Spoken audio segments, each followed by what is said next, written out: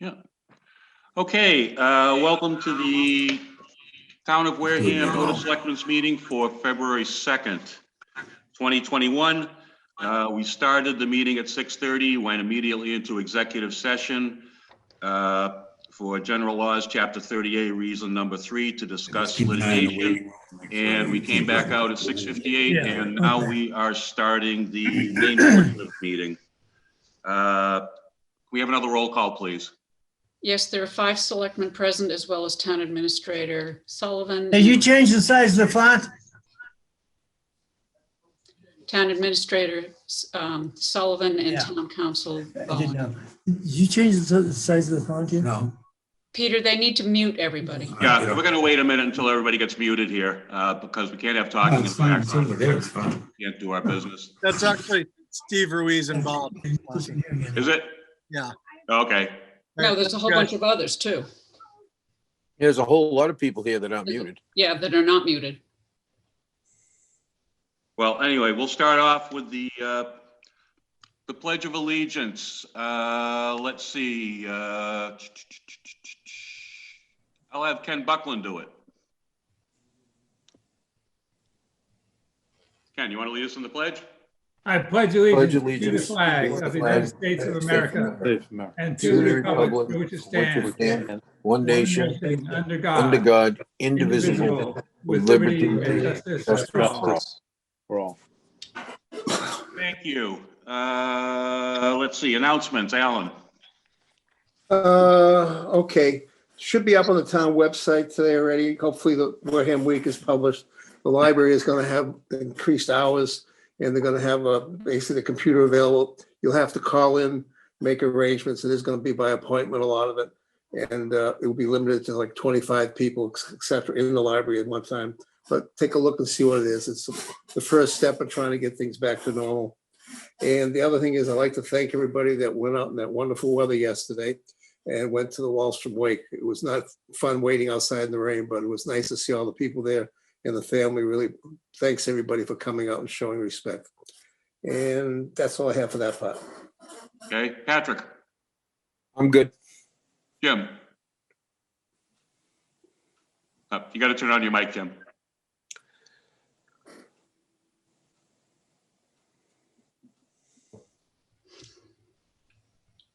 Going to be a long night. There you go. Calm down, Alan, calm down. I'm all set, thank you. Okay, thank you. Judy. Yes, I have a couple. Thank you. I can be more specific on the library. Actually, there will be 16 patrons allowed in the building at a time because of the number restrictions. In order to make an appointment with the library, you need to call 508-295-2343. In the reservation time, you can pick up things that you've asked to have held for you, browse the stacks, register for a library card, use the computers, make photocopies, do everything that we've been able to have people do before. And there is still continued curbside pickup for those people who choose not to go in. You can return all of the things that you borrow, either at the main library or the Spinney Memorial Branch. And anything that is returned will be quarantined for 3 days. You need to know that.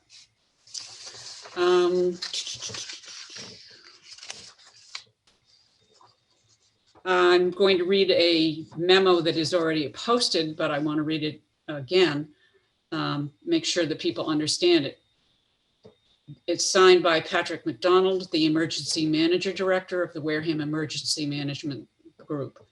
I'm writing to remind everyone that the town of Wareham does not have a Red Cross certified shelter.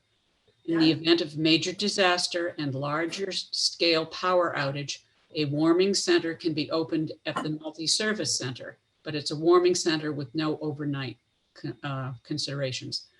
Due to the current COVID-19 concerns, any type of warming center or shelter operation will be a last resort. And then I have my usual. The Council on Aging is continuing to offer lots of help to senior citizens and others.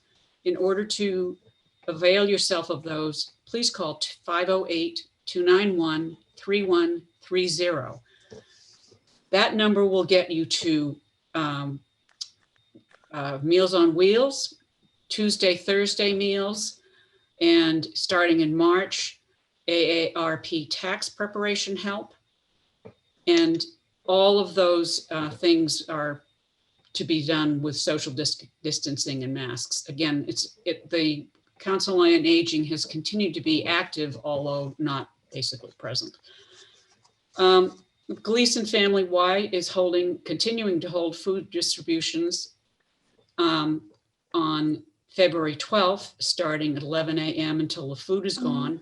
You simply drive into the parking lot and the trunk of your car is loaded with the free food by volunteers. We urge that you go to that program early because the food goes really quickly. And then the Y has also instituted a new food distribution program. This program started January 29th and is available Tuesdays and Fridays. Fresh prepared food will be distributed from 3:30 to 5:30 or until the food is gone. The program is open to children 18 and under. On Tuesdays, each child will receive 3 meals, and on Fridays, the child will receive 4 meals. Church of the Good Shepherd continues to have a food pantry, was today, and a meal every Thursday evening from 3:30 to 4:30. The Onset Foursquare Church has a soup kitchen every Tuesday from 4:30 to 6. And the school program continues to have free breakfasts and lunches daily for all of our school children. We have put a lot of this information up on the website, and hopefully if you have a neighbor or a friend who does not watch us on TV or has no access to computers, please help them and let them know that these services are available. And one more reminder, your dog licenses are available. The tags are available in the town clerk's office, and you can do that by mail. You simply go onto the website and follow the instructions. Thank you. That's it. Okay, thank you. I don't have anything directly by way of announcements, but as we segue into citizen comments here, I see a lot of people who normally don't attend our meeting, and I can guess that the biggest hot button issue in town right now is the trash program. We're going to hear from the town administrator later.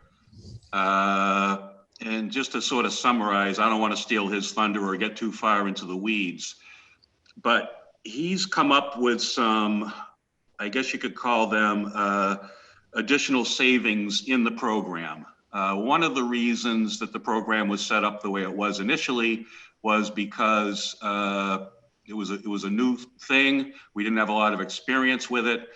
We wanted to ensure that the revenue would be there to fund the program and not run out of money, 3/4 of the way through the year, go into deficit and cause all kinds of problems.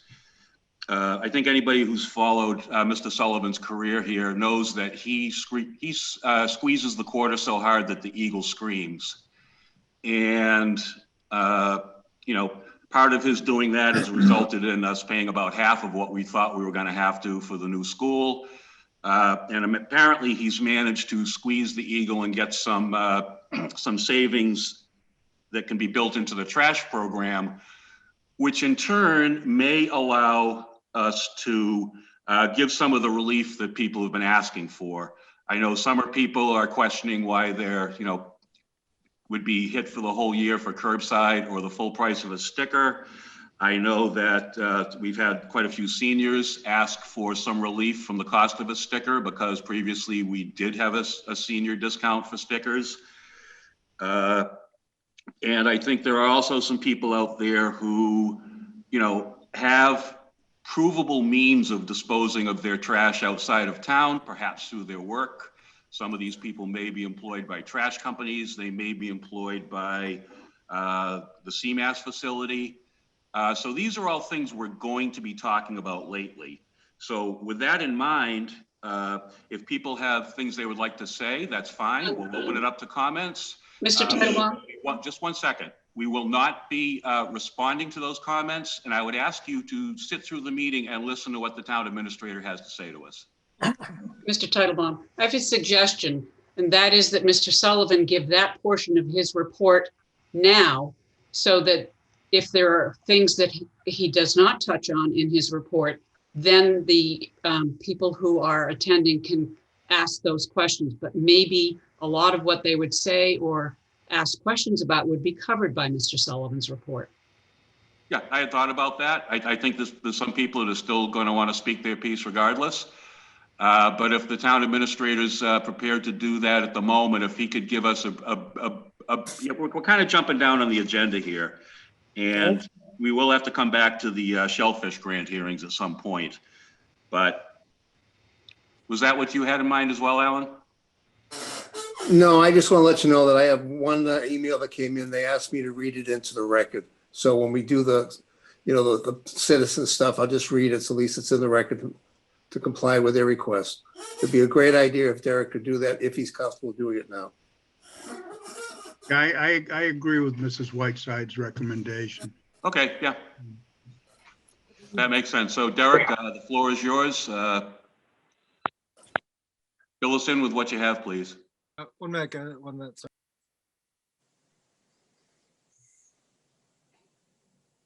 Are you talking to kids or dogs? Kids. The kids, they need to be a little quiet. So thank you, Mr. Chairman. I appreciate it. So part of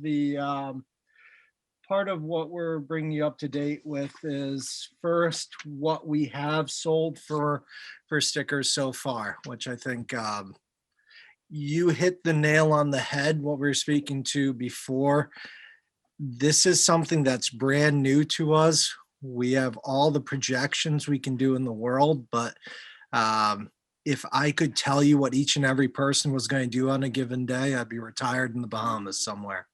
So, our projections really are only as good as what actually happens. But so far to date, if you remember, this program costs roughly $2,519,000.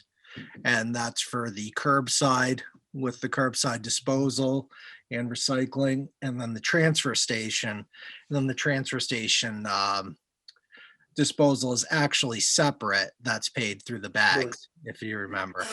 The blue bags are pay as you throw. So that over 2.5 million is not including those bags, as that's a direct, basically you're paying for your own disposal. So just looking at this, as of yesterday, we had sold 2,323 stickers. So how is that broken down? Well, we have 926 transfer station stickers. What does that mean? Those are stickers of people that wanted to be in the curbside program, but wanted a transfer station sticker as well. So that's actually a pretty good number, because if you remember, you don't need to do anything to stay in the curbside program. The only thing you need to do is to get if you want a transfer station sticker, is to sign up for it on the City Hall Systems website. The next thing we have is the opt out of the transfer station sticker. And then we've sold 1,053 of those to our residents. So we have the other item, just so everybody understands too, is that we've sold 247 stickers, which would be non-resident stickers, and those are to cars.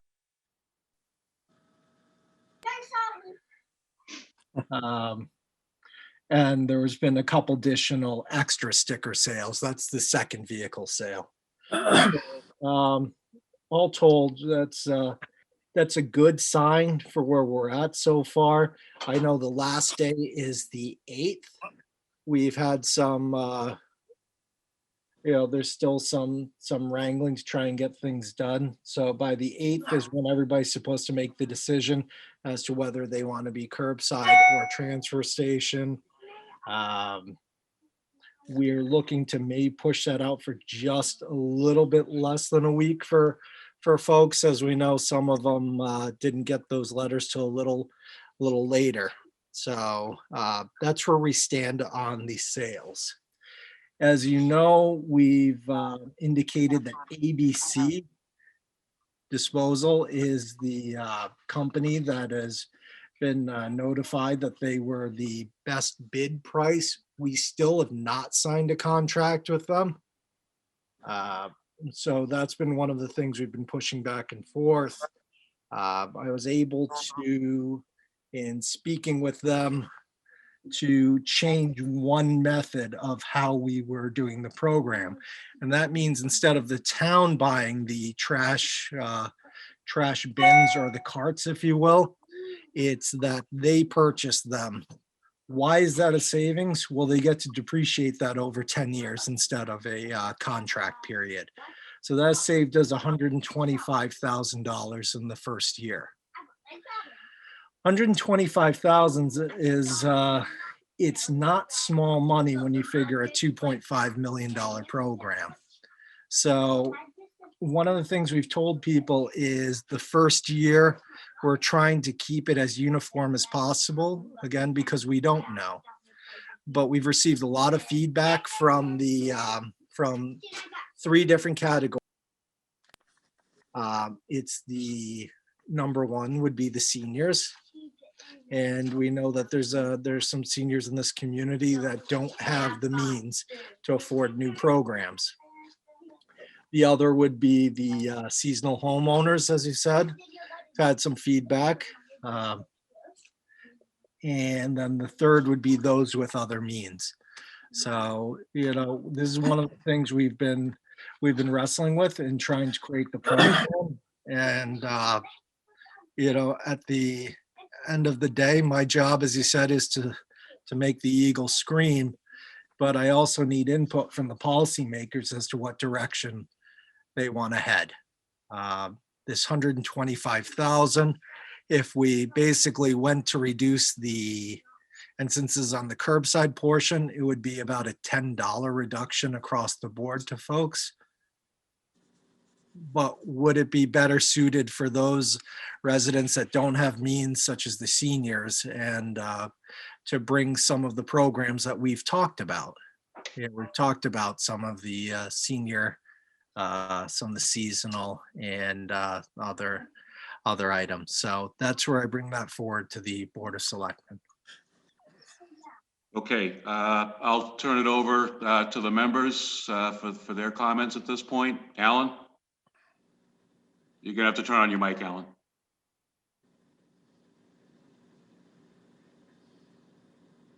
If possible, basically, if Derek can come up with different parameters or different types of programs with the dollar amounts and stuff so we can analyze it. The problem is we don't have all the gross numbers and what the savings will be as we go down the line. So my basic direction would be give us like 3 or 4 different scenarios of what you think you can do, and then we'll try and pick one that fits the majority of the people that helps them out. This is a very difficult thing to do simply because if you're giving a particular senior discount, you know, you have to classify, how do you know what their income level is, things like that. You could have a senior with a 7-figure income who really doesn't need help at all. Then you have another senior that's barely getting by. So there's a lot of variables to this. So again, because of Derek's experience and because this is what he does for a living on a daily basis, of working with the numbers, looking at the costs, come back with 3 or 4 different options for us, give it to us ahead of time. So the next meeting, we have something to work with and we're ready to go.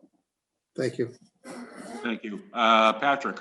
Yeah, I agree with that. I think, you know, you got to put something together to present before we can have anything to say about it, frankly. I mean, I would love to see seniors that without means being able to have some coverage in this. I think that would be terrific. I mean, they have, you know, they're jammed usually anyway. And when you throw whatever little bit, and remember, we just gave them a school not too long ago that's now on their tax bills. So anything that we can do for them, I think, is a great idea. As far as seasonal goes, seasonals are a problem. I mean, you know, it's the two things that happen with seasonals. One is that, you know, it's not our fault that they have the house there all year round and they don't use it. You know, we didn't plan for that. They did because we happen to be a beachfront community. You know, but we still have to pay for services. So, you know, services have to be spread amongst everybody. If this was on their tax bill, and not just an enterprise fund, and by the way, that wouldn't be a good idea, because if you did it that way and it was on everybody's tax bill, then everybody would be paying, and the program wouldn't be an enterprise fund. You know what I mean? Like, I like the idea of enterprise funds where you can only you know, make as much money as it costs to run the program, period. I love that. I think that's a good thing. That's good for everybody.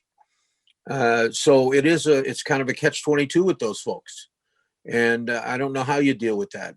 You know, I realize that some of them only come down a few weekends or whatever it is. Although on the other hand, some of them rent them. And I know some that rent them during the winter season. You know, so if you're talking about seasonals, what seasonals are we talking about? I rented one before I sold my house, and I was waiting to get into another house, and I rented a winter rental over at Swiss Beach. That was a seasonal property, you know, for them to come back in the summer, and I rented it during the winter. So I would have been using it. So there's a whole lot of things that are in play here. You know what I mean? And we've got to try to define it a little better. That's all. Okay, thank you. Jim? Just, you know, we hear what people are saying. We're trying to address those issues. And Mr. Sullivan does not work in a vacuum. He has a lot of discussions with us. And so, you know, the ideas are bouncing back and forth. It's going to take us a little bit of time. And, you know, I think people, you know, I'm a senior, and we talk about seniors, and as Mr. Slavin said, you know, some of us have the means. So as far as adjusting the service, it should be income qualified and not just age qualified, if we're going to do something like that. And again, we've kicked this around, and yeah, I have confidence that we can come up with something that we're going to at least please the majority of the people in town. We're never going to please everybody. So give us a little time, be patient, and we'll come through for you. Thank you. Okay, thank you. Judy? Yes. First of all, I want to thank Mr. Sullivan for staying at the table and continuing to try and get a program that is acceptable to everyone. I know it has been a long haul. That's not a pun. But obviously, yeah, obviously he has taken into consideration some of the questions and the concerns that have been raised. Obviously, it is a program that we do not want to have hurt our most vulnerable citizens at all. And that is something that Mr. Sullivan has taken into consideration. Had it been added to our, had we paid for the program out of the tax bills, out of our tax money, we would have had to cut out some other part of the town government. And those people who think, well, yeah, you can, you know, create a new tax. No, you can't do that without an override. And we know what happens to overrides in the town of Wareham. So I think that Mr. Slavin's suggestion, Mr. Muniz' suggestion, please put together some what ifs for us so that we can look at them. We know that the numbers are not hard numbers, but I just want to say thank you very much for addressing the concerns that have been brought to you. You know, can I say one more thing? Yes. If you don't mind? All right, so I want to just point out to people that their trash bills that they're getting or have been getting at some point are going to be going up pretty soon. Everybody didn't realize this, but the haulers that were coming into town hauling trash for in the town had the benefit of a zero tipping fee when they went to dump because they hauled out of Wareham. That's gone. That's no longer the case anymore. Now they're going to have to pay by the ton, just like everybody else. So that's going to change their dollar amounts. And at some point, you know, they may eat it for a little while, but they're not going to eat it for long. Trust me. They're going to, when you're paying probably, well, the town actually negotiated a pretty good rate. I don't know what the haulers can negotiate. It could be similar or it could be more. I don't know what they're going to get for a rate, but it's probably going to certainly increase their bills considerably, I would think. I just wanted to bring that up. I don't know if anybody knew that that was the case. Yeah, we have talked about that. I don't know that the word has gotten out there about it. I don't know what the current haulers that are, here through the end of March, what they're doing over those 3 months. I would assume it probably wouldn't make much sense for them to make major adjustments in their billing just to, for 3 months. But that much is true. And this is all part and parcel of the fact that for 30 years, we had very cheap trash. One thing that's come up, and I've got a bit of an answer, is people are being told by some of the haulers that either did not, submit an RFP or weren't successful with the RFP, that, there's no way that the company that was selected can do it this cheaply. They're just going to operate at a loss for a year, get themselves in with you, and then jack the price up. And, that's actually not the case. The current agreement, although it's not executed yet, calls for 2% annual increases in the base rate that is paid to ABC. So over the course of 5 years, you're going to see a 10% plus, I don't know, I'm not good at compounding in my head, but whatever 10% plus compounding, arrives at, maybe it's 12%, something like that, 13% rise in the price. So the program as it stands now does carry some price protection in it. That's pretty favorable. If you look at anything, any kind of service, any kind of commodity even, to limit the inflationary rate of the price of that item to 2% a year is pretty good. It's one of the reasons we struggle with Prop 2.5, because we can't do it at the government level. Prop 4 would have been fine, but Prop 2.5, not so good for us. So there is price protection built in there. So I think that will maybe dispel some of the concern that's out there. And, look, I get I get that people, that won't be doing business in town anymore, they're probably not happy about it. They're going to talk some smack, and I understand that. It's perfectly understandable. But just so that people understand that, you're not going to be paying, it's not going to jump from $365 this year to $800 5 years down the road. That's just not what's going to happen. So with that in mind, Derek, is there anything you'd like to say further before I open it up for citizens to comment? Yeah, I was sure. One other item that we routinely get is we're using this to balance the town's budget.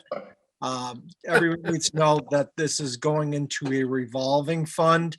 In other words, all the revenues from this only go into that fund and can only be expended for the transfer station or curbside or trash related matters. So this does not go into the general fund. And that's one of the things we set up back in actually June. That was originally for the April town meeting. And then we changed and increased it due to the cost to the ceiling of that to a little over 2.5 million, I believe, at the December town meeting. So. Okay, thank you. Anything further from the board? No, just when you're ready to go, Peter, I'll read this off. We can go to the citizen. Yeah, what I'm going to do is if there's, if after having heard what we said, you've still got questions or comments, we're really not situated to answer questions during citizens' comments. Our policy is usually just to listen to what you have to say, and if it's something we can respond to, we respond through other means, not really on the spot. But what I will do is ask everybody to use, anybody who wants to speak, if you would use the chat function, that way I can see who you are, so we'll need to know your name. And then I will ask the TV station to, unsilence you, put you up on the screen, so on and so forth, so you can speak your piece. So Alan, why don't you go ahead with that, and I'll review the chat function as things come in. Thank you, Peter. This particular item came from a Judith Robinson, who is a summer resident. Greetings. We received the letter of January 14th detailing 2 options for trash removal in Wareham. I spoke with the town administrator yesterday, actually spoke with Patty, not the town administrator, I think, and she referred me to the BOS. We have owned a home in Briarwood Beach for close to 25 years and lived there on a seasonal basis. We have a seasonal contract with ABC Disposal that has worked well for us. We want to continue this option. Unfortunately, the two options proposed by the town are to pay for ABC Disposal at an annual rate or to purchase a transfer station permit. There are a number of seasonal families who contract with ABC, and I am very concerned that contracting on a seasonal basis is not a third option. As the town's leadership board, it is incumbent on you to consider, the needs of all the residents. A step that should be part of any town planning, master planning process. Being a coastal community, Wareham must consider the year-round and seasonal residents. Seasonal residents are also taxpayers, and we do much to support the community. The deadline to pick one of the two options is in a few short days. I see the issue of trash removal is on your agenda for tonight's meeting, and I hope that you resolve the issue and offer a third option that recognizes seasonal resident needs. Please communicate an update on how this issue will be resolved as soon as possible and before February 8th deadline. And basically that's it. And I believe some of the answers have already been given out today. Thank you all. Okay, I see that Mr. McManus, Tom McManus, has a question. I don't know that we can answer the question, but if let's put him on so that he can at least pose the question, and it's something that we can, if we don't have a ready answer, we can consider and respond to in the future. So Tom usually shows up right as Tom. So let's see. It says Tom McManus, I believe. Yeah, it is. Yeah, hi, can you hear me? Yes. Yes, we can, There he Tom. is. Yeah, hi, just a quick question, I guess, for Derek. Derek, is every other week for seniors an option at a reduced rate? Because we already have ABC, we already do every other week. We don't generate enough trash for pickup every single week. It's a waste of money.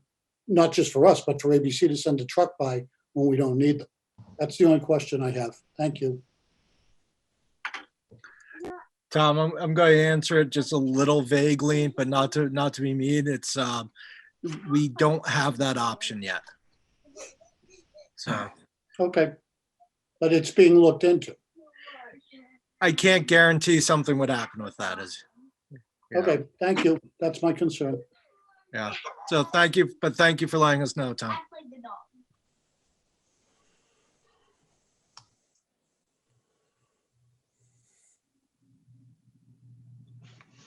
Okay, we've got, let's see.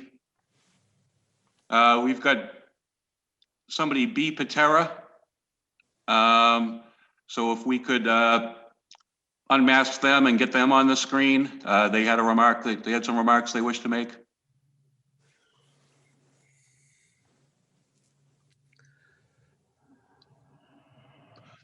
Okay, I see your microphone is, it just moved on me. Oh, there you are. Yes, go ahead, please. We're not picking you up on the microphone.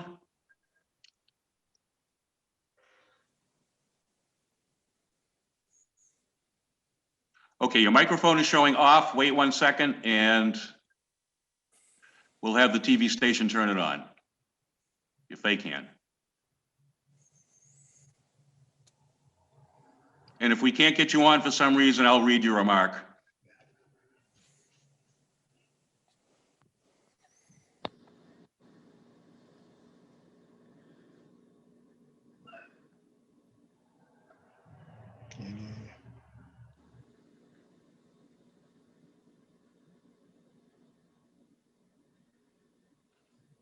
Okay, well, since we can't hear Ms. Patera, I will read what she did send out just now.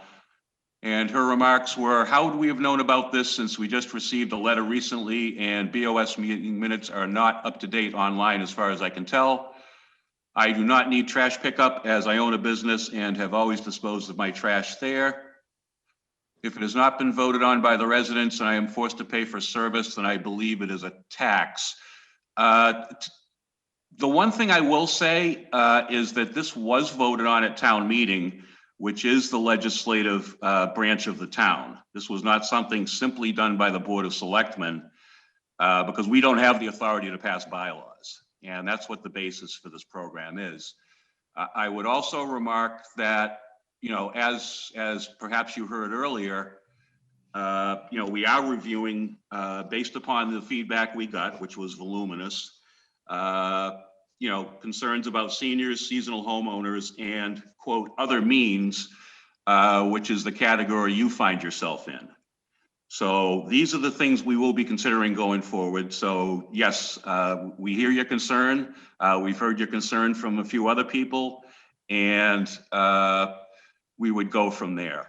I see that she just typed in, where would I find the minutes of the meeting where it was voted on? Town meeting does not do minutes in the ordinary sense of minutes the way that any town board does, like us or the Conservation Commission, Planning Board, or whatnot. Town meeting votes are recorded by the town clerk. The original warrant article is part of what is what is you know, considered. What is voted on at town meeting is a motion. The motion is preserved and written down by the town clerk. And these are all things that are available from the town clerk's office.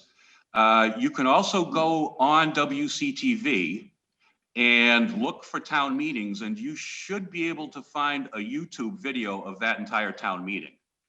And you know, I would ask everybody to do that if they've got questions about what happened. You know, we have 17,300 registered voters in this town, and we managed to get 82 of them out of town meeting. So we've got 17,200 and, I don't know, what's the math, 218 that weren't there. So for the rest of you, please go look at that, because that will help explain some of this and how we got to this point as well. So I'm sorry we couldn't hear from you, Ms. Patera, but I hope that answers some of what we were trying to get at here. She has another question. Yeah, she can type it in. She did. What happens if you don't make a decision by the deadline? I'll turn that over to Derek. USAA made for, it's made for this guy. A veteran will honorably serve. We're hearing something in the background, but right now what we have is the auto opt-in. But what we were talking about tonight is sounded like sort of an abatement process. So I think that's more for next week. Yep. And Peter, I just would like to add one comment because Ms. Patera asked about the minutes for the Board of Selectmen. There are, in fact, 10 sets of minutes that are owing over the past 2 years. And we have been working very hard in the office to get everything current. Today, I authorized the release of 3 sets of minutes, which will appear next week. Those minutes are about these meetings, not the town meetings, as Mr. Titlebaum explained. Okay, thank you. Let's see, I'm going to jump down to Lois Collins. If we could have Lois Collins unmasked so that she can pose her question.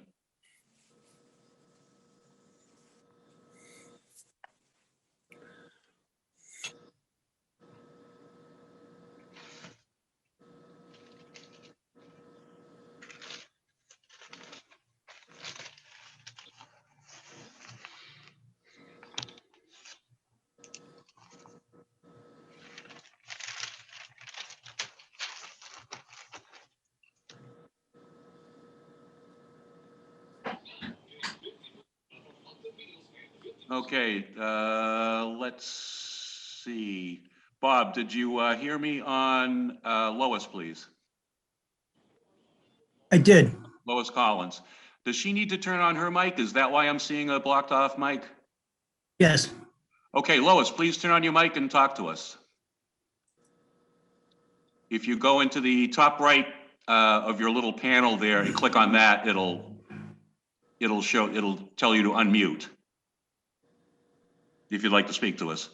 She typed in a question. You could probably work off of that. Yeah, I think I'll do that for now. Yeah, she has a question. Is there a penalty if we do not make a decision before any other options are available? Yes, there is. You get charged.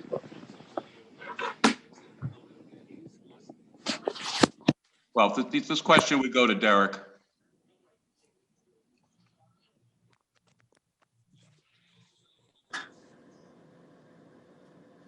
Here's my.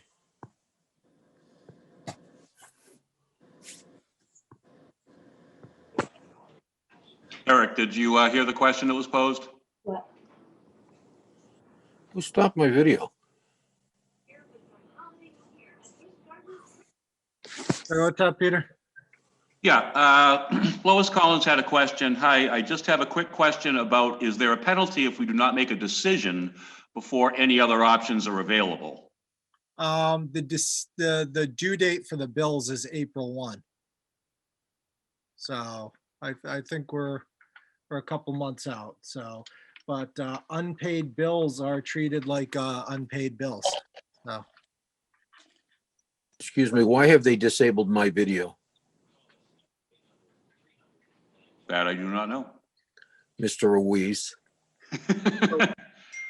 You've So been, if I can just ask for a quick clarification, and that, is that a penalty and interest, or is it just?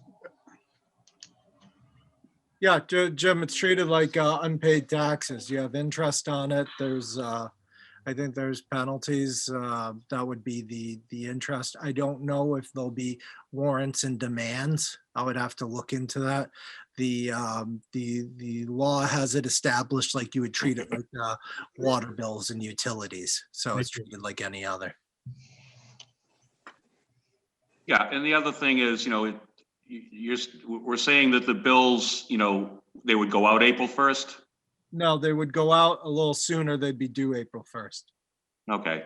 So, and just a reminder, if it's an abatement process, you'll have 30 days from when bills are sent out to file for abatements, and that puts things into stay. So Okay. I think we're putting they're great questions, but they all seem to be predicated if the board doesn't take any action next week. So. Okay, we have a question from L. Seaman. The opt-out deadline is February 8th. What about this deadline? We just heard the town administrator saying he was looking to poke it out about another week. Yeah. So that deadline has become a soft deadline at this point. We would encourage people to, make their decision. Weigh the pros and cons of either setup, figure out what works best for you, and then choose accordingly. But the February 8th deadline, given the new information we've received tonight, is going to be pushed off. Yeah, and I think there needs to be some clarification. If people think that there's not going to be this trash program, in other words, a single hauler, that's not what we're talking about. That bylaw. We're still going forward with as a single hauler. So just wanted to make sure that was clear for everyone. Yeah. Okay, I don't think I see, well, no, I have a Mr. Tyndall who says he comes down on a weekend basis most of the time. I now bring my trash home to Worcester. I think this is almost strong-arming citizens of the town. I don't know that there's really a response to be had. Although if Mr. Tyndall was listening earlier, we did talk about the people who, quote, have other means. I don't know what the parameters of that are going to turn into. Does other means, mean somebody gets a letter from their boss saying, yep, Joe brings his trash to work here and hucks it in my dumpster and I'm fine with that? I mean, I don't know. And again, as of now, we don't have any discounts yet. And, the board hasn't decided yet what priority to give things. This is going to be part of what we do over the next week and come back and, talk about this next week. But, we are aware that people in your circumstance certainly don't want to pay anything. I get it. Let's see, I'll go down. I had my microphone on. I'm ready. Oh, okay. Oh, they unmasked you, did they? Hello, gentlemen. How are you? Good, thanks. And you? Very good. I just moved into town. I bought my place over in Swifts Beach the end of October. And I already pay for bags in my home in Worcester. I am primarily being down there on the weekends, and I've been bringing my trash home. And like I said, I'm already paying. Now, my question for you, and I don't know if you've considered this or not, is if you are going to basically force me to pay one of these fees, which the dump sticker doesn't work for me because I go home on Sunday afternoon and the dump's not open. So I would have to have curbside. What is stopping me from bringing my trash from Worcester down there and filling up my barrel? Probably not much. Okay, and the other thing that I would like you, I'm not sure about this, but I've been on a couple of the Wareham pages on Facebook, and I believe there have been a couple of questions about barrels being outside in front of your home all the time. So if my trash pickup in my neighborhood is not Sunday afternoon when I leave, then how would I bring my barrels back off of the street?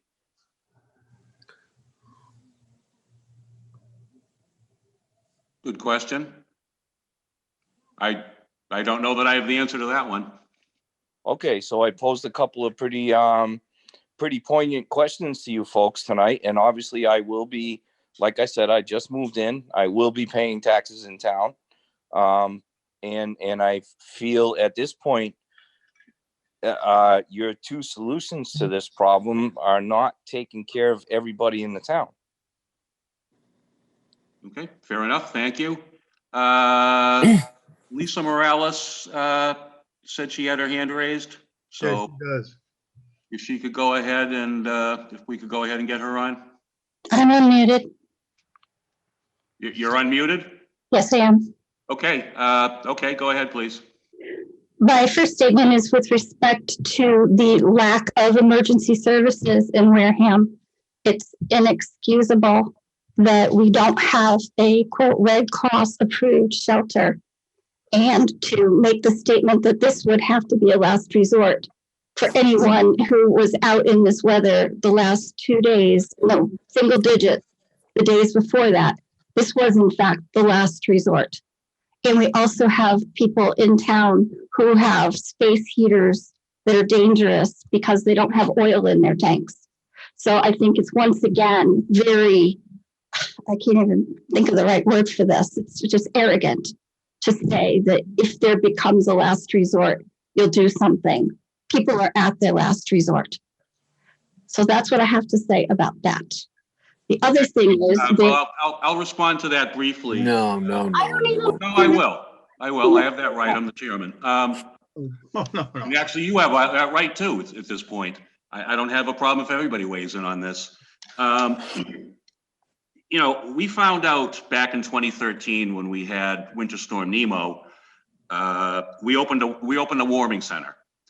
And the state guidance at that time was, you shouldn't be letting these people stay overnight in that building. It is not state certified as a shelter.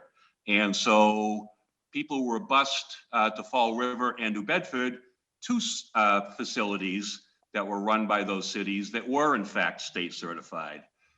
After we got, through that, we took a look and said, is there a possibility of getting a certified shelter here, and so on and so forth. And what we were told was that if we were to take the multi-service center or any other, building in town that we might consider to be useful, we would have to bring that up to current code before the state would authorize us to create a shelter there. The multi-service center, I think at the time, the estimate was just around $1 million to do that. We just had a recent homeless census in town that was conducted by Father Bills. They found a total of 6 people outside during not this past storm, but the one before that. They said that it was very helpful to try to track people through the snow, the tracks they made in the snow and so on and so forth. They canvassed the town and they came up with 6 people who did not have shelter at that point. So the issue here is, it's not a matter of a lack of will, it's a lack of money. And to be honest with you, at this point in time, I would say that given that they only found 6 people, it also shows a bit of a lack of need for that kind of expenditure to address the level of problem we're talking about. I can tell you that that is 100% not correct, that there are 6 homeless people in Wareham. I can tell you for a fact that Father Bill's had 6 people in the Silver Lake Motel the last 4 nights. And that was by no means 100% of the homeless people in Wareham. Again, it's an arrogant response to a definite need. And that was 8 years ago. There was not a pandemic going on. And if there's an emergency need, there's an emergency need. But I've been trying to address this board about this since September. I asked you to do a task force that doesn't cost you money. You decided not to do anything. So to say that if there were a real need, you do something, I don't believe it. My second comment is about the trash situation. It's quite sad that you decided not to do a task force on this before you caused such an issue in town. You could have taken a task force with the different constituencies involved, seniors, second home owners, all of the people involved, and done this over the last year. And you decided not to, just take your own advice. And it's really caused a big issue. To have the default option be the trash pickup at home is completely backwards, really. If there has to be a default option, it should be the sticker so that people who aren't even here can default to that when they don't even know about it, some of the people still. Out of 22,000 residents, 10,000 households, you've sold 3,000 stickers or have signups. So we've got a lot of people out there still who have not had any response, some of whom don't even know what's happening. So it's good that you've told us now that there's going to be a 2% a year increase, because I did FOIA the RFPs and chose not to respond to that. But in the cost of living last year was 1.2%. So you've given away almost double. You're not squeezing anybody's eagle. You've given away almost double last year's cost of living. So I hope that you're going to involve some constituents over the next week as you go forward. Thank you. Okay, let's see.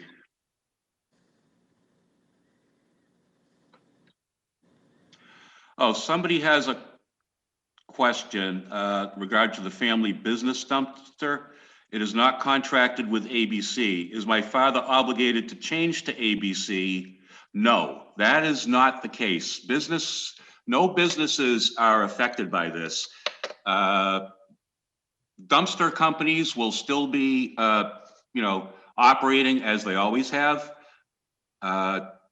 Any company that, wants to do dumpsters can go to the Board of Health, get a permit, because you got to get a permit from them to do dumpsters in town.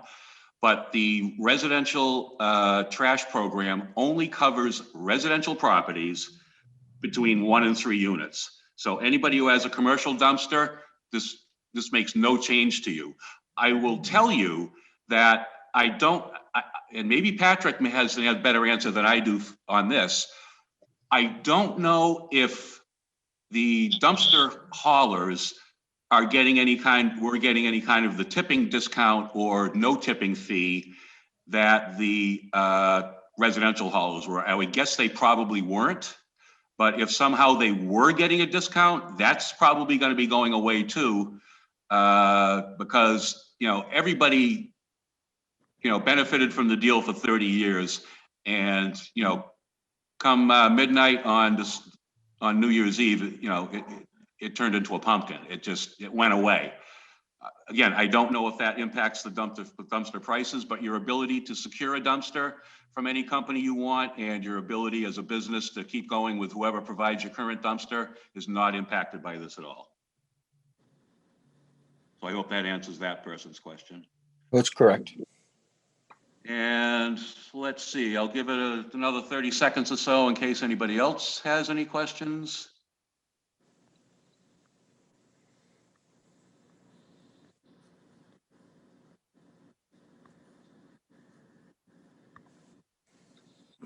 Okay, Tabitha, please let's have Tabitha up, please.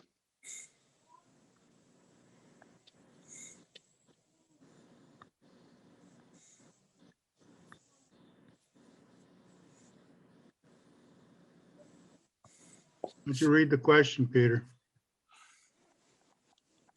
He did. Yeah, I did, no, but, okay, here she is. Tabitha, if you're still muted, if you could unmute yourself and if you've got a question, then please go ahead.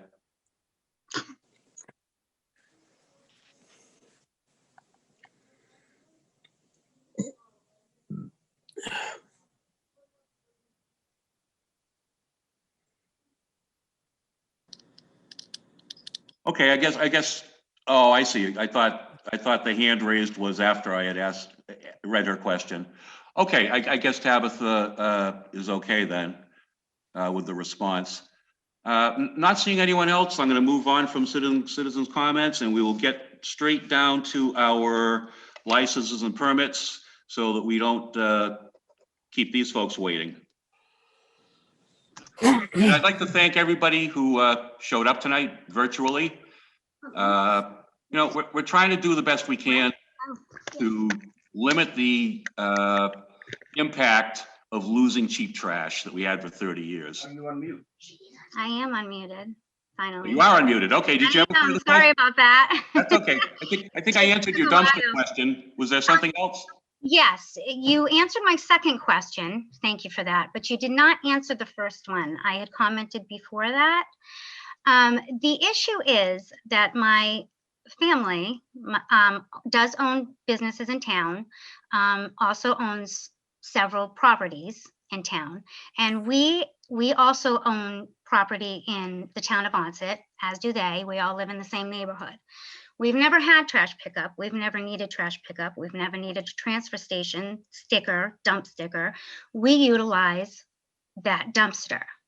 So my issue is that now we're being asked to choose between trash pickup we don't need, as well as a transfer sticker that we're not going to use.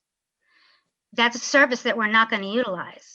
So my question is, how is it that you're expecting everyone, whether they need it or they don't, to choose one or the other by the 8th?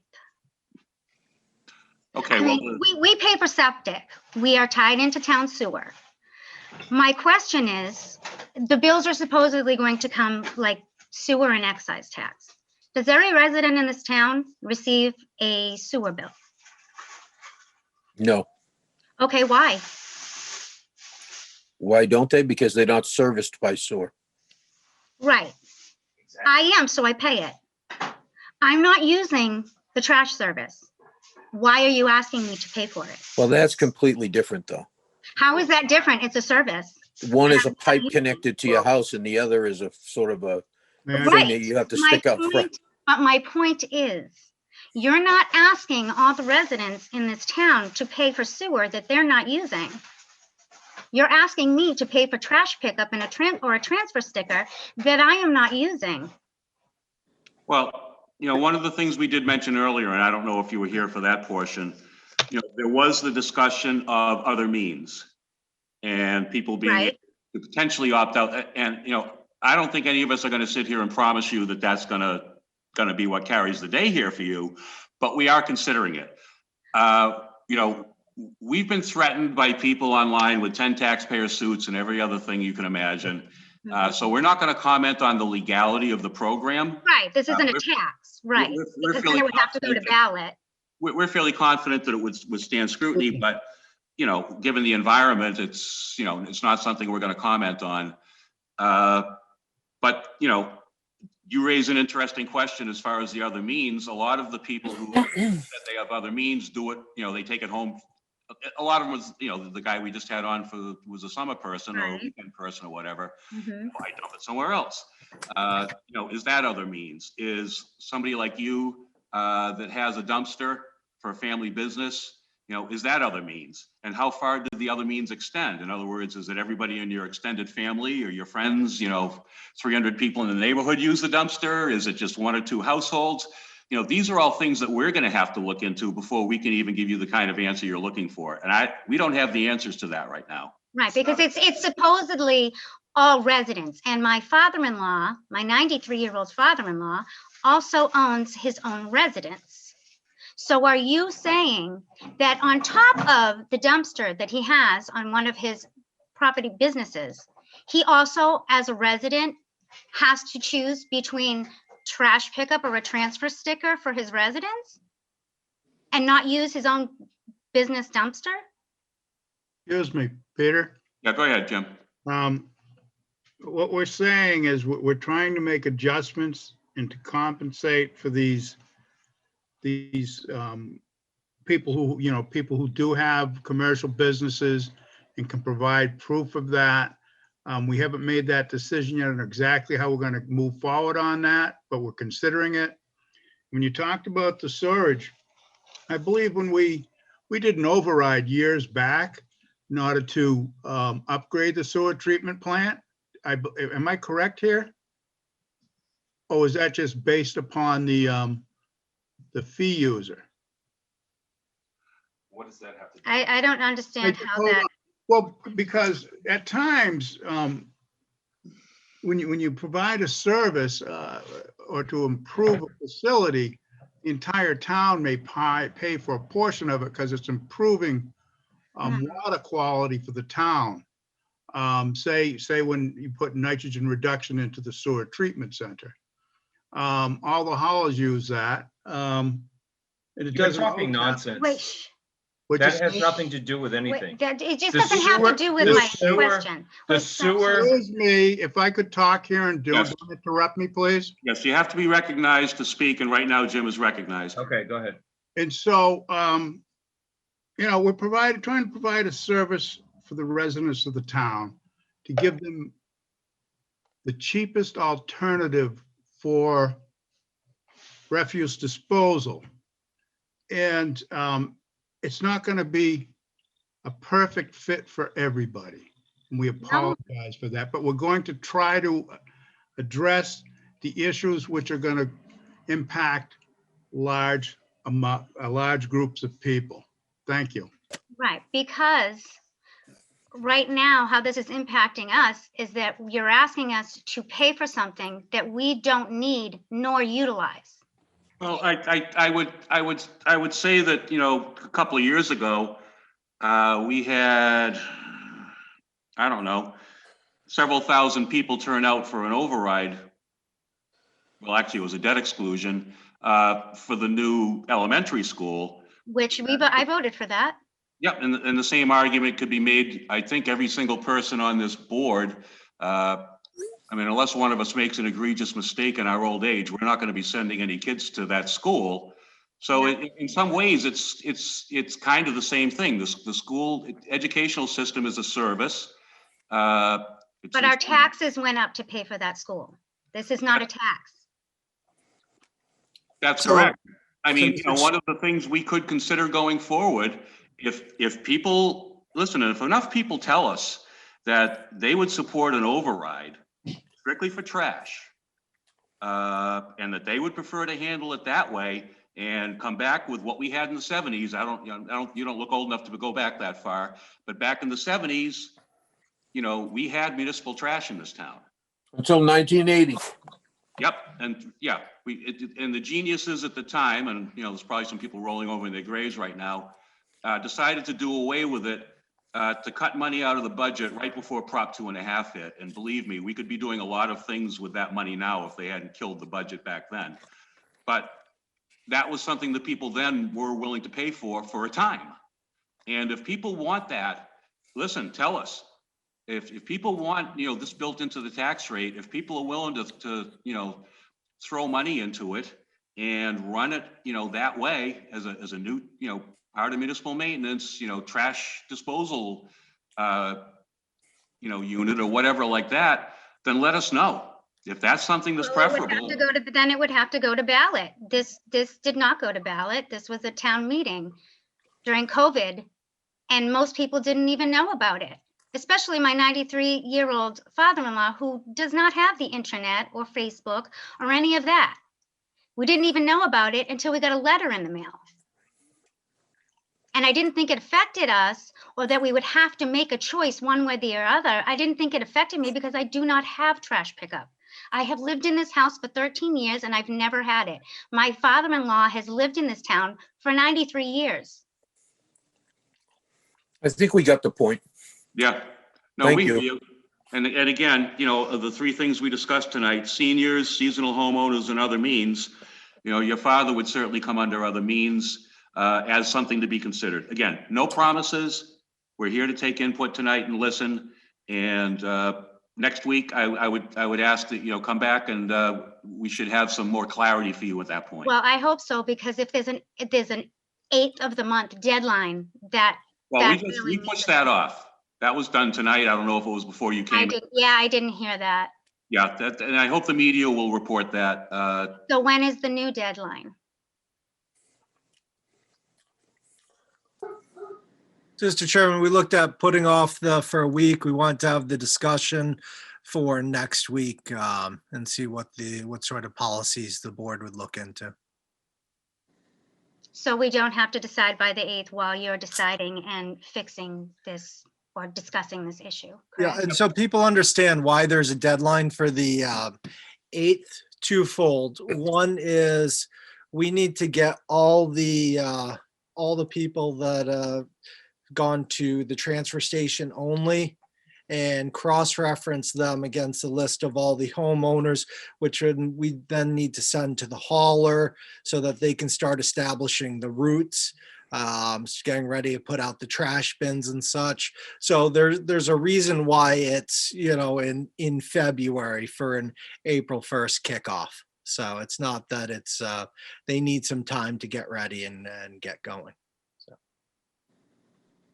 Okay. All right, well, thank you. Let's see. I'm sorry, I have one more. Oh, they cut me off. I think you ran out of time anyway, Tabitha. We have a 2-minute cap on these, and I've been pretty liberal letting people go longer because I know it's a hot button issue. So let me see. Okay, well, I don't see any more questions. I see some statements being made, but they're not things that we're going to address. So we will move on. We'll go down to licenses and permits so we can get the shellfish people in and out of here. Judy, would you make a motion to open the 7:15 hearing on the renewal for shellfish grant W3 for David Paling, please? And you need to turn on your mic. I move that we open the hearing for the application for renewal of shellfish grant W-3 for David Paling. Okay, we have a motion to open the hearing. Can we have a second, please? Second. Motion to open the hearing by Judy, seconded by Alan. Roll call vote. Alan? Yes. Patrick? Well, we'll come back to Patrick. Yes. Jim? Yes. Patrick, you're a yes? Yes. Judy? Yes. Myself, yes, 500. The hearing for the application for renewal is open. I have, Mr. Chairman, if I may. Yes. There, for this application and the following application, the paperwork doesn't meet the requirements of everything that it needs to meet the requirements of. And I brought that to the attention of the office, and they were working on getting it straightened out. Okay, so we're not in a position to vote on this tonight, you're saying? That's correct. Neither of them, actually. Well, we're going to open the hearings and then continue them. So can I get a motion to continue the hearing until the Next week. application is complete? So made. Oh, yeah, Second. let's make it to the paperwork being complete. That's what I mean. Yeah. I'm not going to continue it to a date certain. We're just Second. gonna keep it open until the paperwork's in. Jim made a motion to So do made. that. Second. Seconded by Judy. Roll call vote. Alan? Yes. Patrick? Yes. Jim? Yes. Judy? Yes. Myself, yes. So the hearing is continued until we get the paperwork. I Can move get a that we motion? open the hearing for the application of shellfish grant number 6 for Dennis Pitsley and Dillinger Pitsley. Second. Okay, we have a motion to open the hearing by Judy, seconded by Alan. Roll call vote. Alan? Yes. Patrick? Yes. Jim? Yes. Judy? Yes. Myself, yes, 500. Now I move that we Continue. postpone the hearing until the paperwork has been completed. Okay, motion to continue by Judy, seconded by Alan? Alan. Roll call vote. Alan? Yes. Patrick? Yes. Jim? Yes. Judy? Yes. Myself, yes. Okay, those are taken care of. And I'm going to tell you that item C, we will not be bringing up because some of the paperwork required for the application still has not been received by the office. They've been working on it. Okay. Yeah, this has been on the agenda like 5 times. I'm not going to put it back on until we have it. That's correct. That's fine. Because no point wasting time on it.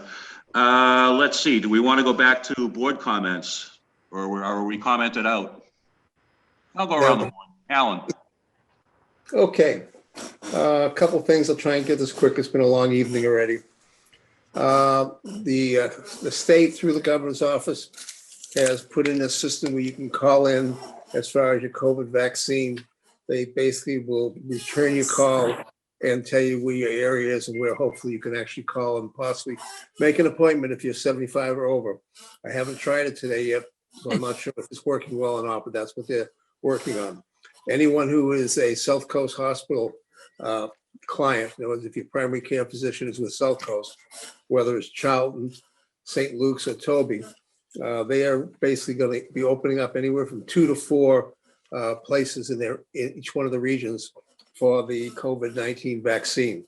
The process is going to be through your primary care physicians, and they basically will be randomly calling people to set up appointments to make it fair. That it won't be like, ones that they like most. They're just going to randomly pick the things out. This should start approximately, I'm going to say the 7th, 8th of February, we should start getting these. The big hospital in Hyannis has actually started this tomorrow. Same type of system where you'll get a call and stuff like that. One of the locations for Wareham for Toby will be the Gleason YMCA. I think Derek knows where the other one is. I think there was a third, but I haven't worked out. And that's kind of it. So if you have the MyChart system in your South Coast hospital user, the MyChart will actually have all the information as well for you. Thank you. Yeah, Alan, I think we just want to, on the location for in town, there's still a lot of paperwork that needs to go through for that. That is not a guarantee. So I'm just asking that people do not reach out to that location. That would be disruptive to them, and they really wouldn't have the control. So Derek, they can't reach out to any of the locations. The location all has to go through the hospital, South Coast. So all I'm giving out is that this is one of the places where you will be able to get it. You'll be sent there. Yeah, I'm sorry. I talked to Bill Burns earlier, and he said he was talking about that's not guaranteed yet for this. It's only guaranteed if we have vaccine. Exactly. So. Right. Okay. Thank you. Hello, Kat. Patrick. Okay, so just so everybody knows, my father-in-law, we took him up to, he got an appointment at Gillette on Sunday. And they are running a terrific system in there. It took 30 minutes to go in that building, get his thing, get his vaccine, get his date for his second shot, and come out. And it was smooth, easy, fast, in and out the door, and they're doing a really nice job. So if anybody doesn't want to wait around or whatever, and especially now if you're 75, you can go up there, get an appointment. One thing I want to let you know is that just because you get on right away and it says no, they don't have an appointment, keep trying, because the appointments come up. It took, quite a bit of time for us to get the original appointment, but just, if anybody's interested, that's one of the ways, and it worked out really well. So that's it. Thank you. By the way, if anybody has a comorbidity they want to sell me, I'll take it. I only have one. I need two. What can I say? Okay, Jim. Peter, I know a few people that sell you more than one. I know a few people who would probably like to obviate the need for any vaccine for me, but we'll just leave it at that. Jim. Yeah, I'd just like to, comment on a couple things that we touched base on tonight. And one of them was setting up a shelter or something for, groups of individuals who are vulnerable groups, or, we do the best we can. I did reach out to, I started going through the list of people who participated in the homeless shelters last year. And the first one that picked up, it was through Turning Point. It was Father Bill's, as you had discussed. And they had put up 6, and I had other contacts that found 3 others, or knew of 3 others, are living in a tent. Father Bill's took care of them. And as you said, they did a boots on the ground survey a week ago, tomorrow, I guess. And the numbers weren't where they used to be. And an individual who I do ice fishing with, I spoke with him this weekend, and he was homeless for a number of years, a local person. And it's like, without the program that we had previously, it's the numbers, there aren't as many people as there were. There was an individual who was staying in a car, didn't want any assistance. And so, we're trying, we don't live in a vacuum. I have discussion with the town administrator. We'll probably continue that and see how that moves forward. And on the refuse issue, we're trying the best we can. And we discussed this for half a year. I mean, we've been discussing this for a year, what was going on, what we were doing. We put out the RFP. We discussed that at meetings, and it's not easy, and everybody has an answer. And I know individuals have, different needs or concerns, and, we're trying the best we can to take care of the majority of the residents and give them a good service at a good price. And that's about it. Thank you. Thank you, Jim. Judy. Okay, I guess Judy's tending to something. Yeah, I'll jump in a little bit too on what Jim just said. Yeah, we are trying our best to do what we can. And, one of the things you find out, if any internet forum that's dedicated to a specific subject, and it's just human nature, you're not going to get people who took a look at it and said, hey, I'm getting whacked, $532 by my hauler. And, the service that the town is coming up with is going to be $365. They're saving me $167 a year or whatever it is. They're not going to go on Facebook. They're not going to show up at our meetings and tell us, how wonderful we are for doing this. And I don't expect them to do that anyway. But the perception of what happens in a meeting like this in terms of whether people are liking this or not liking it, getting 200 calls a day, for 4 or 5 days at town hall, that's not necessarily reflective of how everybody feels about it. And, for the people who are in curbside, who have, understand, that the free tipping fee is going away, that their cost is going up if it hasn't already gone up, a lot of those people do seem to be happy. It's just they're not very vocal about it. We understand that. It's human nature to focus on the things that we don't like, to talk about those and bring those to the attention of the people that, we think have inflicted these things upon us. And, nobody's going to come to this meeting tonight and pat us on the back for it. And I get that. I don't expect a pat on the back. I don't want a pat on the back. But I do think that, you know, there needs to be a realization that not everybody is displeased with this program by any stretch. So I just wanted to put that out there. Judy, do you have comments? You need to unmute. Sorry.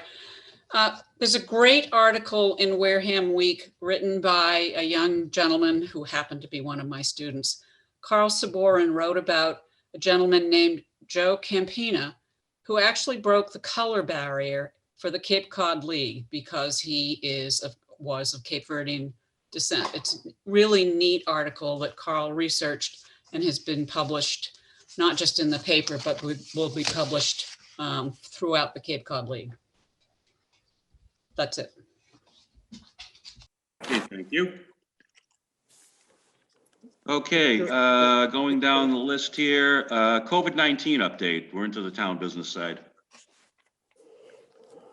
Mr. Chairman, why don't we move on?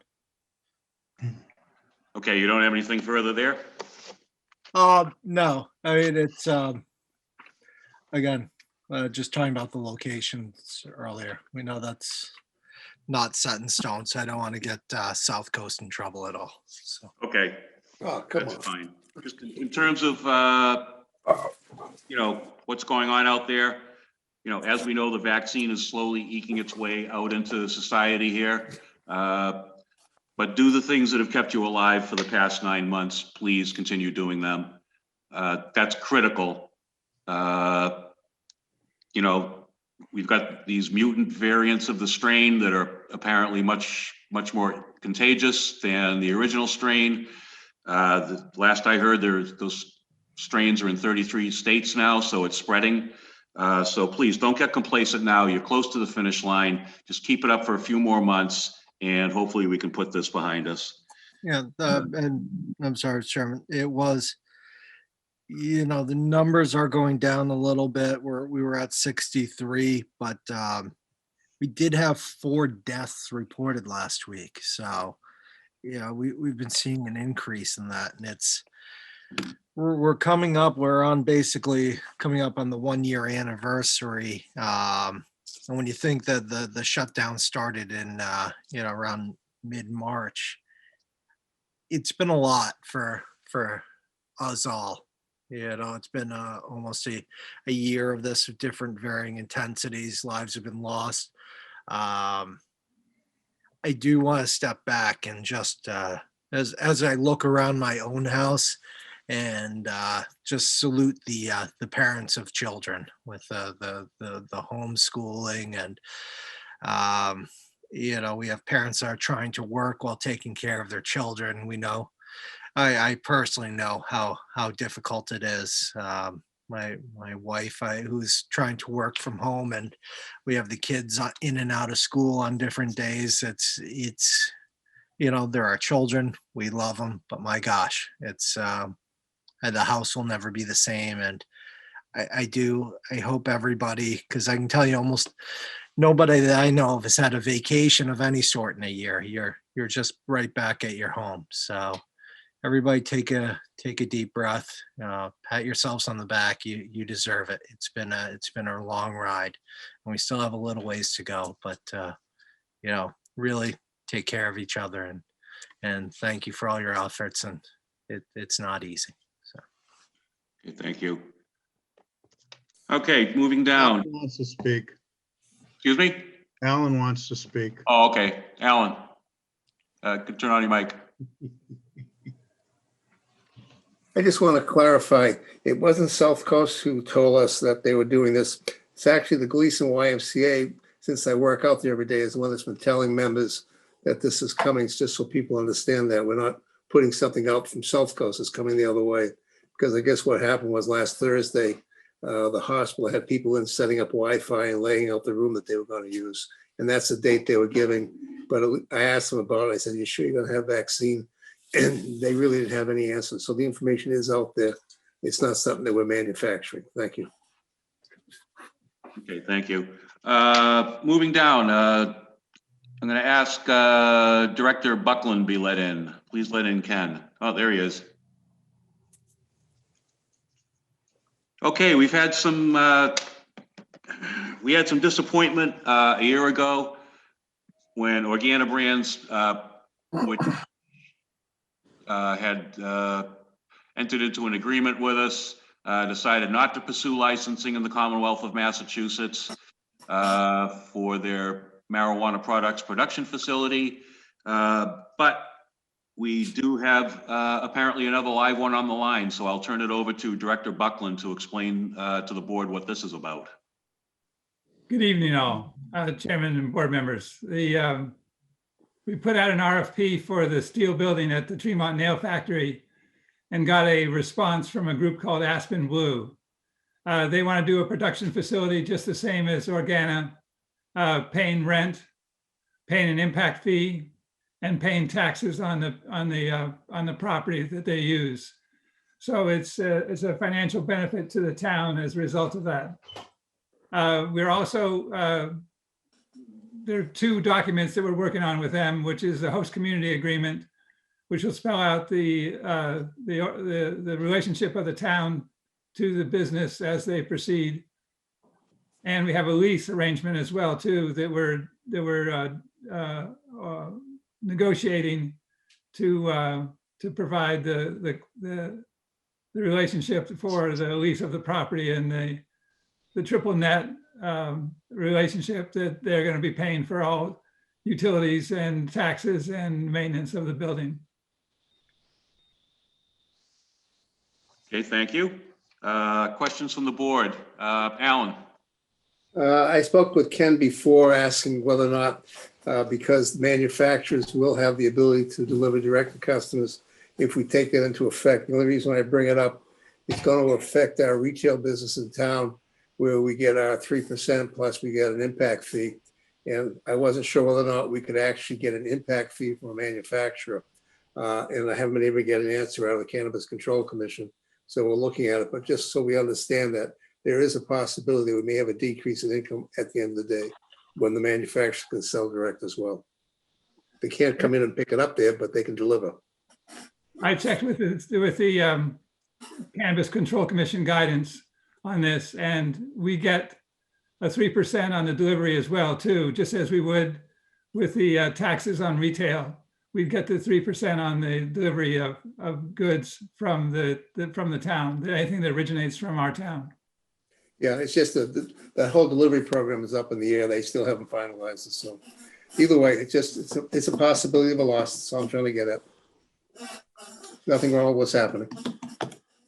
Good. Let's see. Patrick, thoughts? No, I have no questions.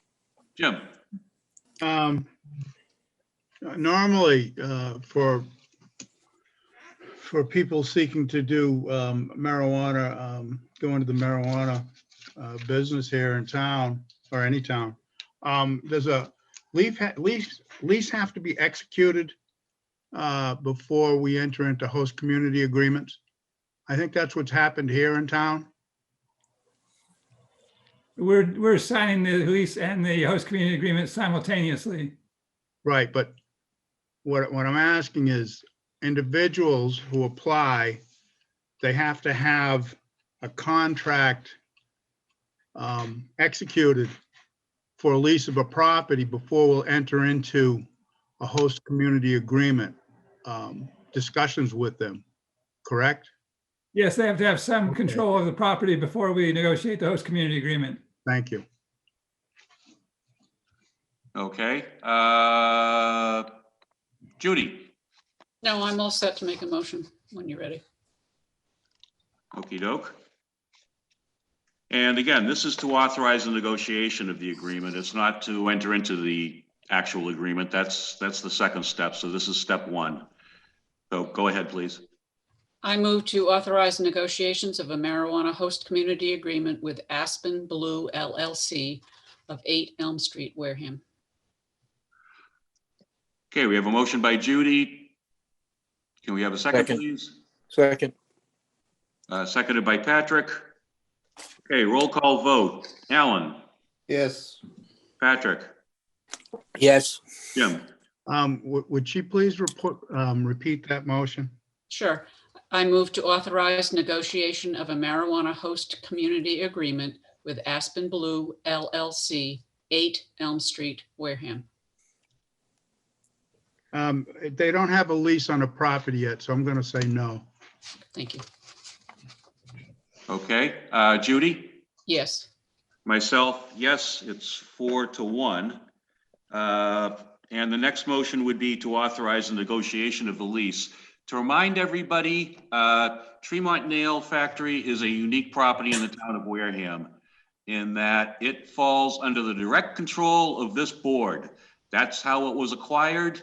Mr. Sullivan is a nice man, but he doesn't control this like he does all the rest of town property under our charter. It's an exception to that.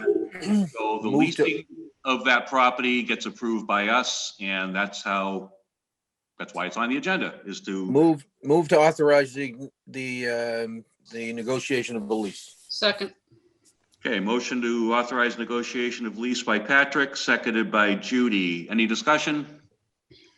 Roll call. Alan? Yes. Patrick? Yes. Jim? Yes. Judy? Yes. Myself, yes. 5-0-0 in this one. Mr. Chairman, I just want to remind everybody, I'm sorry, that the all rentals, fees and such on Tremont Nail go to the Tremont Nail revolving account and go directly back into the all the costs for that property. So, yep. So it's like you're plowing money back into it, which is a good thing. Yeah, and we don't control the money. That's the funny thing, is we control the property, but not the money. Because the revolving account that was passed by town meeting allows Derek and the Director of Municipal Maintenance to spend the money, not us. So how about that? How about that? We're a paper tiger. All right, I move to ratify the hiring. Thank you very much, Ken. Oh, sorry. You don't have to hang around for the rest of it. I think we're good. Thank you very much. Appreciate it. Enjoy your evening. Thank you, Ken. I move to ratify the hearing of Richard Gast Jr. as a laborer at Wareham Pollution Control Facility and Daniel Freitas, grade 5 operator at Wareham Pollution Control Facility. Second. Okay, motion to ratify hiring by Judy, seconded by Patrick. Any comments? Okay, roll call vote. Alan? Alan, Mike, please. Yes. Patrick? Yes. Jim? Yes. Judy? Yes. Myself, yes, 5-0-0, and welcome aboard to these new employees.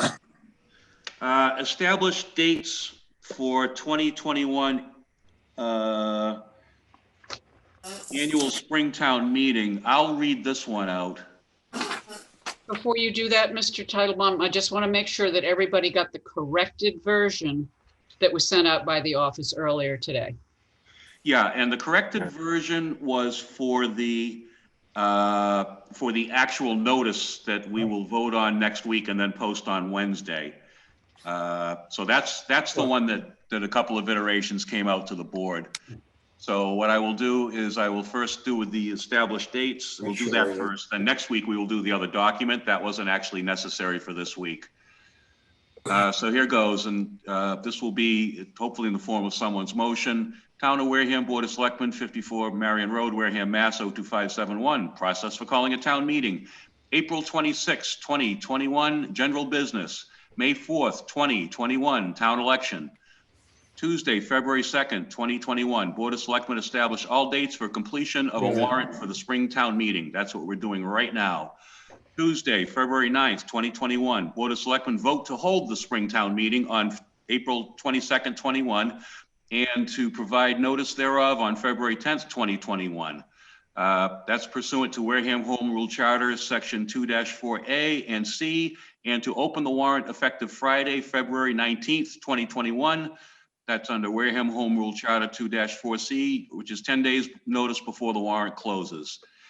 Wednesday, February 10th, 2021. Last day to post upon the town's principal bulletin board and the town website notice of intention of Board of Selectmen to call the Springtown meeting for April 26, 2021, and to post the February 19th opening and March 2nd closing dates of the warrant.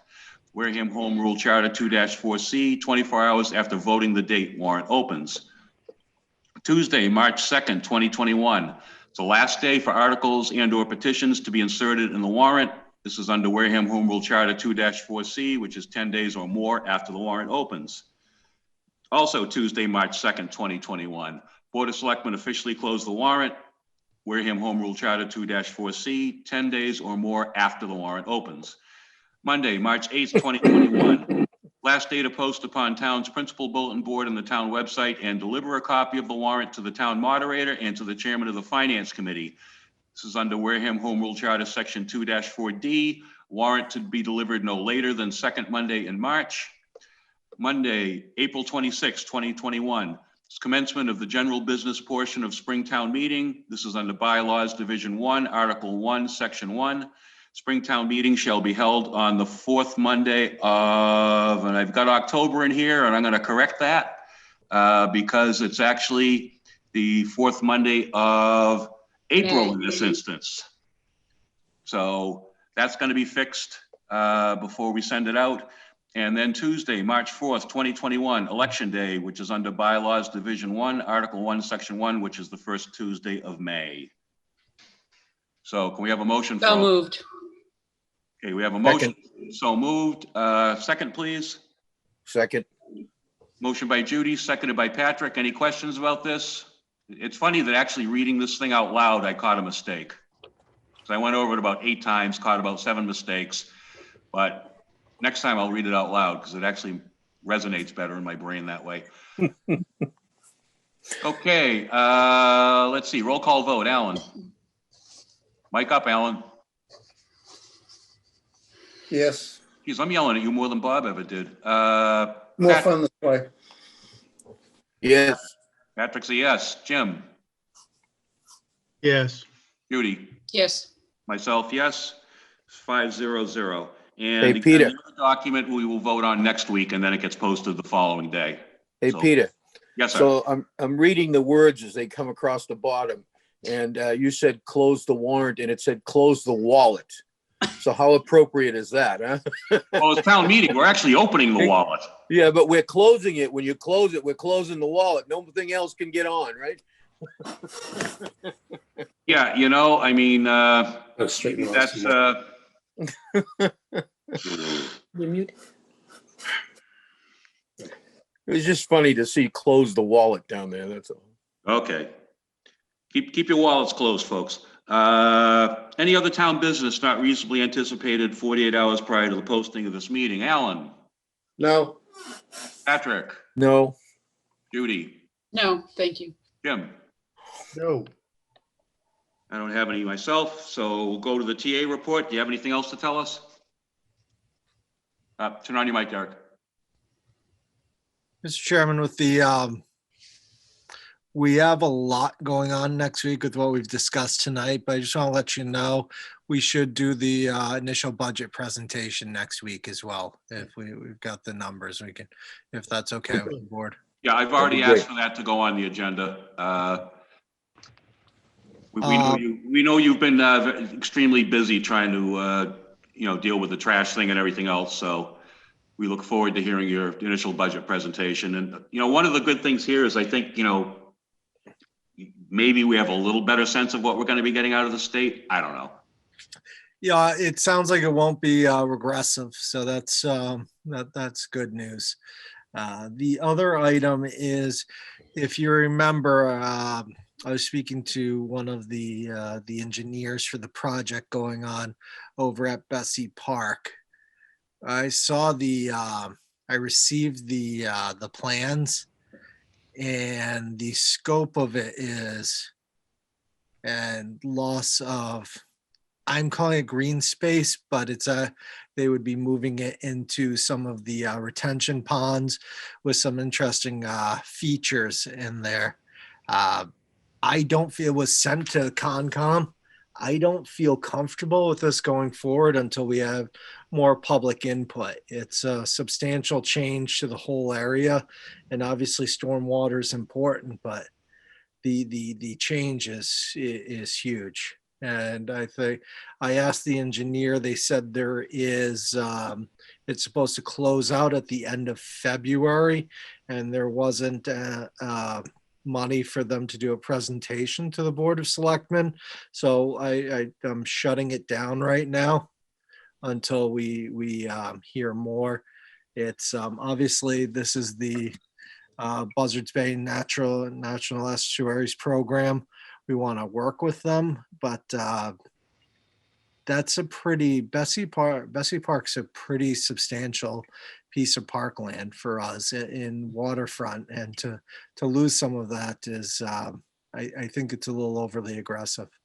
So I'm sorry that for it to come to that, and I think maybe we can send the plans, and I'll ask again if we can have somebody present to the board, because at this point, although I'm sure it does an amazing job with the stormwater, I think that some of the process of what the park actually means was missed. So I'll forward an email out to the board about that. Thank you. Thank you. Did we, excuse me, can I speak to that? Yeah. Did we already like look at the plans that been sent out, and did we kind of like, did we have input that we thought it would be a good idea? And because I saw all the plans in their proposals and the choices and their recommendations. I don't know how many square feet is the retention basin that they're discussing to put in there. I don't have that off the top Right, of my head. right. If So- you look the entire right-hand side grass area, after the parking lot to the right, basically the parking lot would be moved over to the left, and even more of that space would be a retention pond. And then most of where the time capsule is would also be a retention pond as well.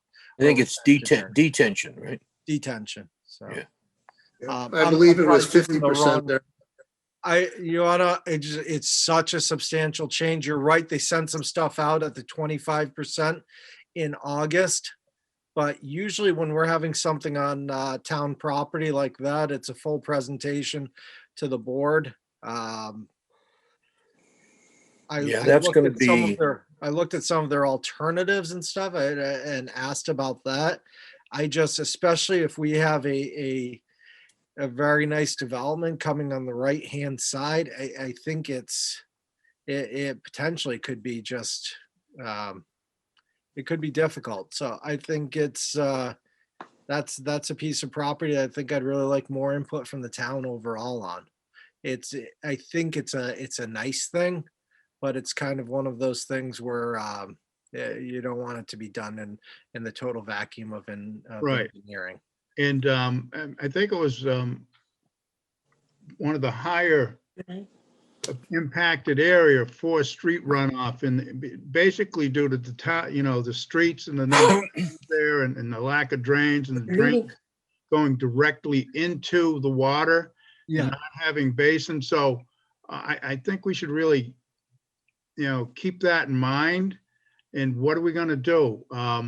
Just ignore it? My look at it is to try and see some other alternative plans that take in the mindset of it being a usable park. They Well, talk about some stepping stones. Some of the features are nice in front of where the parking area is. They push the parking about 7 feet back, and they add some of the pavers with the greens. That really works well. That's nice. But how many waterfront parks do you get? So to lose that Yeah, space, I understand what you're saying, and I see the utilization of the park on a regular basis. And so, an alternative for addressing the impact of the runoff should definitely be looked into. And, they were providing engineering for us. It wasn't that, and it was a benefit to have them do that. And we probably should have suggested to them earlier that we didn't want to consider that at that point. So, it's unfortunate, but that's all I get to say. Thank you. Well, No, I agree. I think it's, we know it was, we did the test pits in August, and there was that was at the 25% design stage. And then there was an aggressive push thereafter. But that's one of the things we need to look into. Outside of the Conservation Commission, there were no public hearings on this or anything like that, which I think we really miss out of on a town. This is a little different than redoing a street and changing the, with some of the basins and stuff like that. This is public land, parkland, so. There's other ways to design that system that doesn't require open detention. The problem is the cost would be much higher, obviously. And that's probably, they designed it relevant to dollars and not necessarily to what the best use is. Yeah, and there So- seems to be some new, something new, and I think they were trying to make this a showcase, and I'm on the same page as Jim. I think it's too bad. There was some cross directions or missed opportunities. We obviously want to work with them and we're excited to. This is just too bad. So I just can't on my end blanketly agree to this. So. The fuck? Peter, just one comment.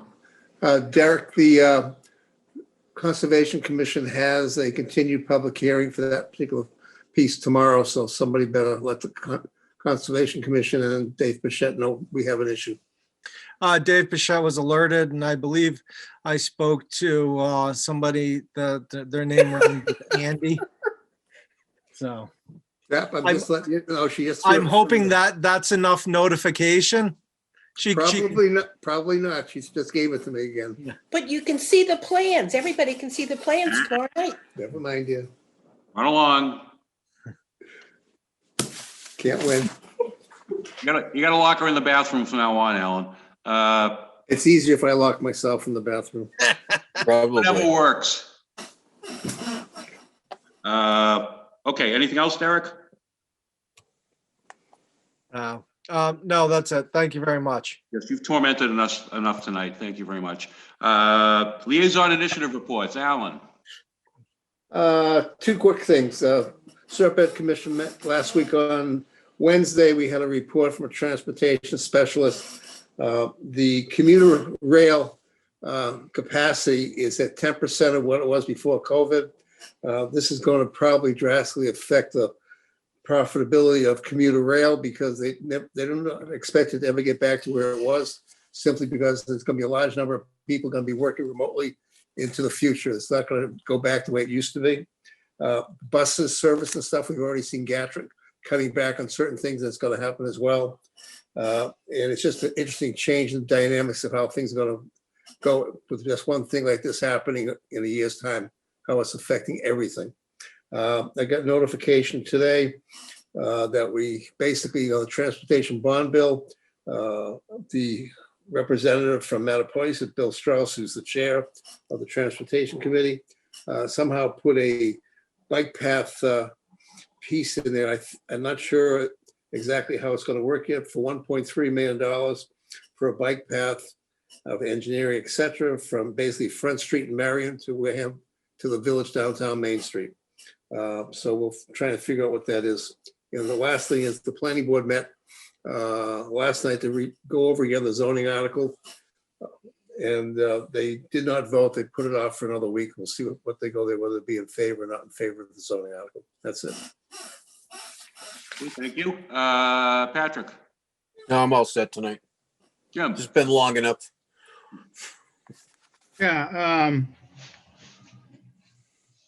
Just so when we were talking about refuse earlier, we still get the vehicle counts.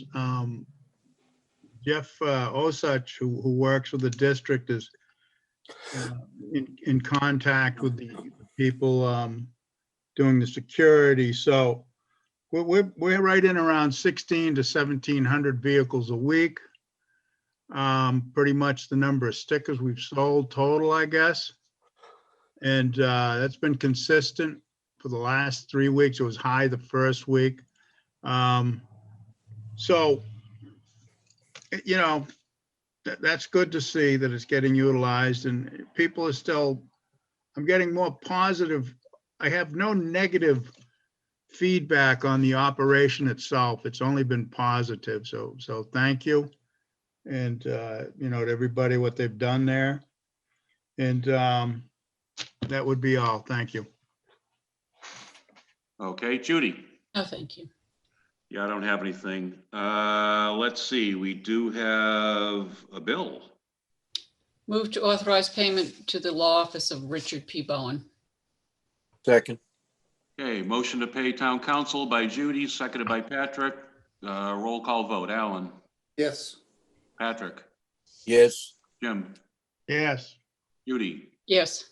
Myself, yes, 500. Thank you very. We have a couple of minutes.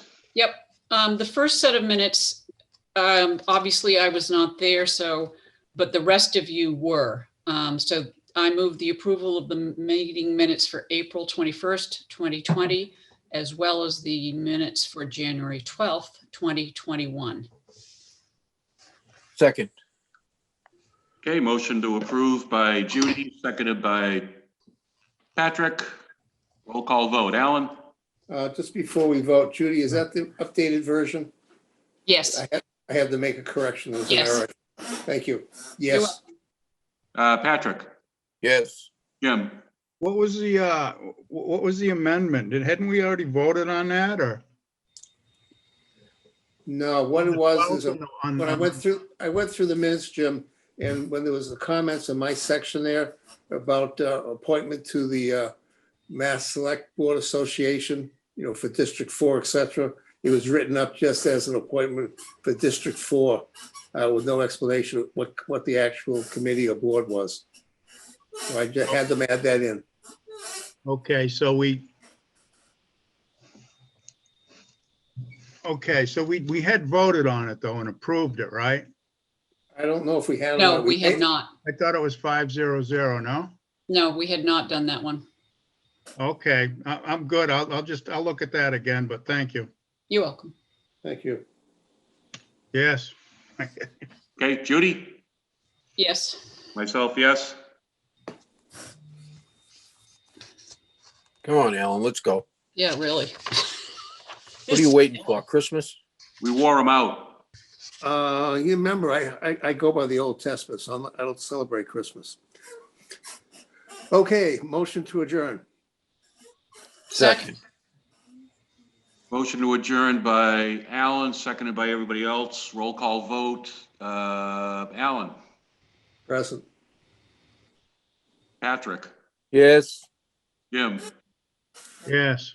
Judy? Yes. Myself, yes, 401 with a present. Good night, Wareham. Good night. Thanks for hanging in there. Night.